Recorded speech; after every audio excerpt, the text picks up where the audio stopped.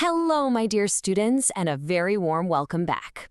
I know exams are right around the corner, and you're all studying so hard. So today, we're going to tackle one of the most fascinating chapters in our history book, Through the Eyes of Travelers. We're going to see ancient India through the eyes of 3 superstar visitors. I know. History chapters, they can be so long, right? So many names, so many dates to remember. It can feel a little tense, especially with so much else to revise. But hey, don't you worry at all. Fikr not. We are going to make this chapter super simple and actually fun. Think of it like this.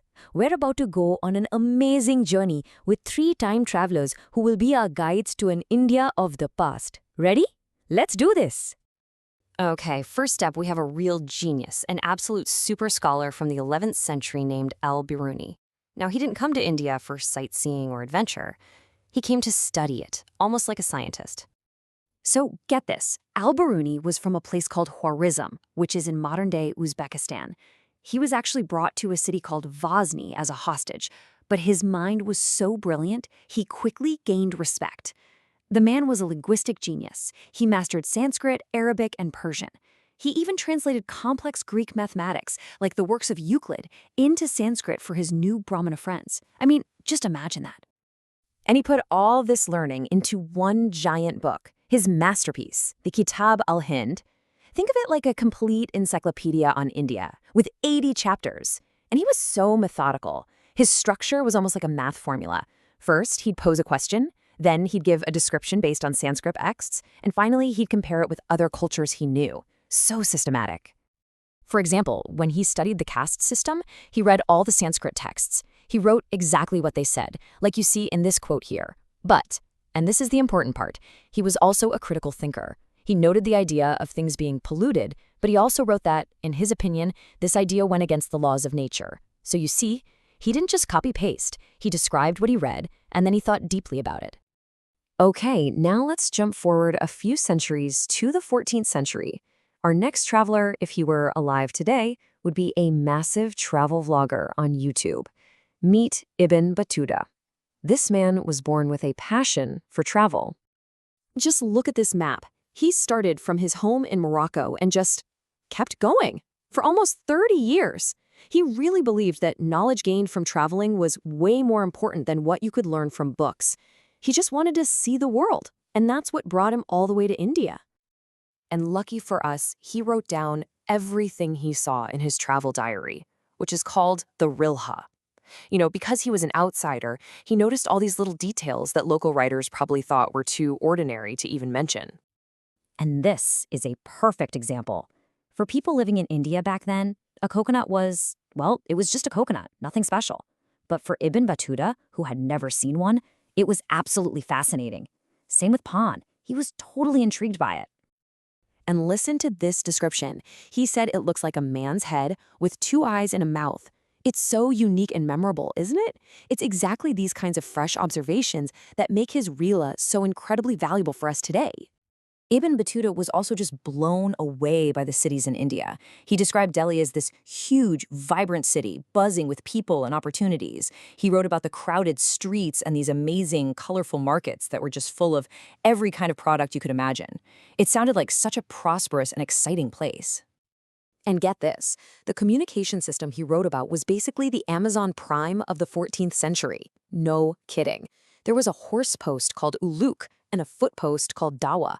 And the foot post was actually even faster. News that would normally take 50 days to travel from Sindh to Delhi could reach the Sultan in just 5 days. Can you believe that efficiency? Incredible.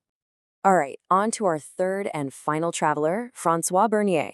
He came from France in the 17th century, and he was, well, very different from our adventurous Ibn Battuta. Bernier wasn't just observing. He was constantly comparing India with what he knew back in Europe. So Bernier was a doctor and a philosopher. He came to the Mughal Empire and ended up working as a physician for Prince Dara Shikoh, who was the eldest son of the Emperor Shah Jahan. So he was right there, inside the royal court, watching everything and writing it all down, always with Europe as his benchmark. His main argument, his big idea, was that India was the complete opposite of Europe. And his biggest complaint was about land ownership. He believed that the emperor owned all the land, and because of this, farmers had no incentive to invest in it or improve it. He claimed this led to ruin and poverty.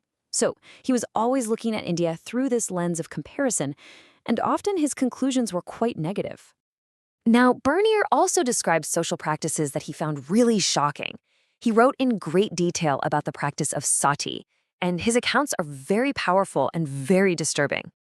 He wrote this heartbreaking account of witnessing a young widow who he thought was no more than 12 years old being sacrificed. He described how the Brahmanas forced the poor girl into the fire.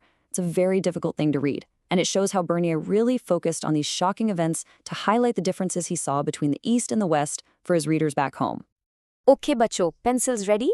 This is your exam power-up session. Let's quickly revise everything we've just learned. This slide and the next few are super important for writing good answers. All right, let's lock this into our brains. Quick recap. Al-Biruni, 11th century, Uzbekistan, Kitab-al-Hind, he's our scholar. Ibn Battuta, 14th century, Morocco, Rihla, he's our adventurer. And Bernier, 17th century, France, travels, he's our comparer. Got it? Scholar, adventurer, compare. It's a simple way to remember who's who. Now, here's a very common question you might see in your exam. Compare the perspectives of Ibn Battuta and Bernier. So how would you answer this? Let's break it down. Here are your key points. Think about their motivation. Ibn Battuta was driven by wonder. He was excited by everything new and unfamiliar, and he wanted to share that excitement. Bernier, on the other hand, was driven by comparison. He wrote to criticize and to warn policymakers back in Europe. So one was all about curiosity, the other was all about criticism. That's the main difference. So, after looking at these three very different accounts, what's the big takeaway? What have we really learned about studying history through the eyes of these travelers? The most important idea is this: the difference between an insider's view and an outsider's view. A local writer might not write about a coconut because they see it every single day. But an outsider like Ibn Battuta finds it amazing. This outsider perspective gives us precious details we wouldn't have otherwise. But, and this is a big but, we must always remember that their accounts can be biased. Their own background and beliefs shape what they see and how they write about it, just like we saw with Bernier. And that brings me to a final thought for you. Just imagine for a moment, if a traveler from another country visited your city today, what everyday thing would they find amazing or strange? What do you think they'd write about in their travel blog? Or what Instagram reel would they make? Thinking about this helps us understand how history is written, right? All the very best for your exams, my dear students. You are all going to do great.